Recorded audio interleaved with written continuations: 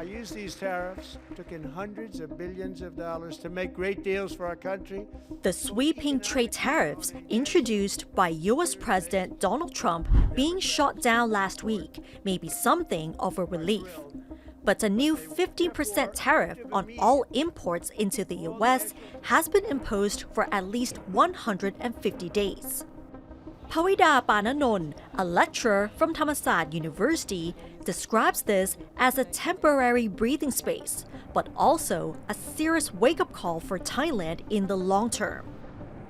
I think that it is a breathing space because we haven't concluded any agreement with the US. So that buys us sometimes when the government is being formed to see the dust a little bit, how it would settle and how we should go about that. So that is a little bit of a reprieve in terms of time to breathe and think.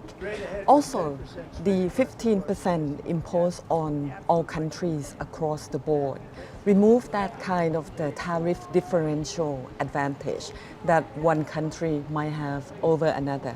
Right. So when it is 15% for everybody, then we really have to compete based on the competitiveness of our export. Global trade uncertainties will not only put Thai exports at risk, but will also have a significant impact on Thailand's economic growth.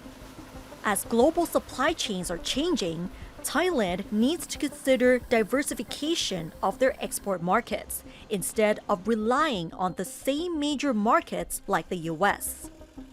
I think right now we are looking at how countries can improve their competitive advantage in their export sector. I think two things that all countries are doing the same is to be aware that they have to diversify their market. And that's why I think Thailand also is trying to conclude several free trade agreements with many countries. So that's one thing. But I think the more, the deeper and the concerning issues are investment. Because trade is one area. But we have to be aware that the items that we export are also the intermediate products that are traded among multinational companies. So if those companies reconfigure their supply chains by perhaps consolidating in one region over another, that would also pose risks for Thailand in terms of continuing to attract foreign direct investment into our country.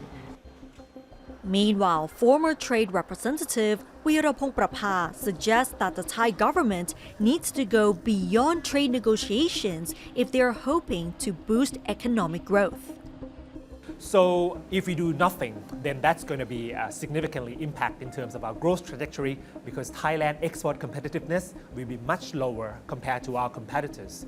But of course, we want to go beyond 1.5 to 2%. Hopefully, the current government has a target of reaching 3%.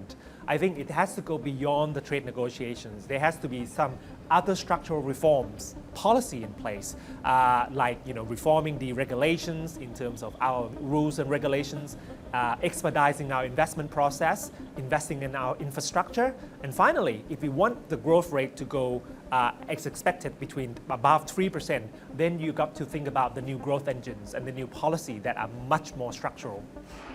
In light of the trade tariffs, the Thai government has offered an assurance that bilateral trade talks will continue.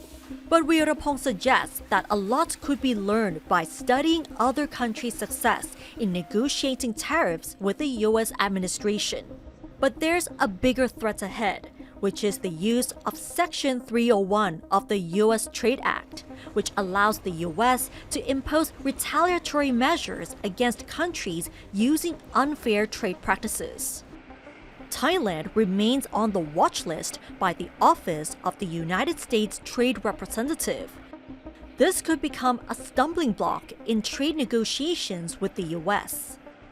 I think it's my most worrying concern right now because it is Achilles' heel for Thailand because last night, Ambassador Jamieson Greer gave an interview to Bloomberg to say that he's actually opening an investigation to look at forced labor practices in supply chain, looking at rice subsidy, fishing and seafood subsidy, looking at excess capacity and industrial goods, looking at digital services and trade liberalization. These are all the things that the USTR have actually clearly expressed that Thailand is on the watch list. So I think it's a really strong signal that if we don't prepare for it, it could be very much our weakness in terms of our negotiation. Both experts believe that a proactive and strategic approach is required to secure the trade deals with the US. Pawida suggests that the government avoids rushing into trade agreements and takes time to understand shifting global supply chains. On the other hand, Weerapong has called for immediate engagement with the US trade representatives at the policy level.